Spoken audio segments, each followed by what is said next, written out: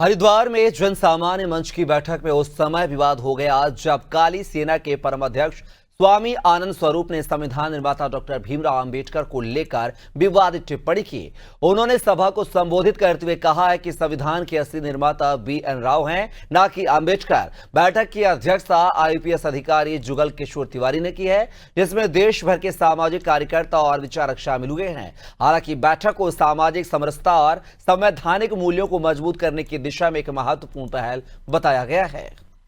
ये प्रयास इस मंच के माध्यम से किया गया। जन सामान्य मंच अभी उभरता हुआ एक संगठन है जो परंपरागत राजनीति से हट करके देश का वह पराक्रमी समाज जिसने इस देश को आज़ादी दिलाई, उसको हाशिए पर ला करके रख दिया गया, उस पीड़ा से उत्पन्न हुआ मंच है। इसलिए चूंकि उसको एक नायक चाहिए, तो नायक स्वतः स्वयंभू जिसको बोलते हैं, स्वयं चल करके BN राव साहब आ गए कि इस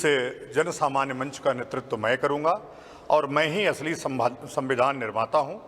जब हम लोग उस गहराई में जा रहे हैं संविधान निर्माण के इतिहास में, तो नित्य एक नए पन्ने खुल रहे हैं और आज हम इस मुकाम पे पहुंचे कि उनके नाम से एक किताब छप गई। जन सामान्य मंच सामान्य वर्ग से संबंधित समस्याओं को उठाने के लिए, उनके समाधान के लिए और सामान्य वर्ग के विरुद्ध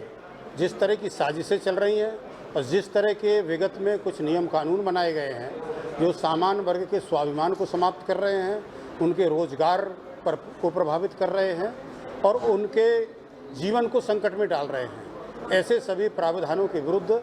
समाज को जागृत करके सरकार से संवाद स्थापित करके कि जिससे समाज में गृह युद्ध की स्थिति पैदा ना हो, उसको लेकर के काम कर रहा है। उसी अनुक्रम में आज यहाँ पर इस गोष्ठी का आयोजन किया गया था, जिसके अंतर्गत मुख्य रूप से 3 विषय रखे गए थे। उसमें BN राव जो भारतीय संविधान के निर्माण में जिनका सर्वाधिक योगदान है, उनके व्यक्तित्व एवं कृतित्व की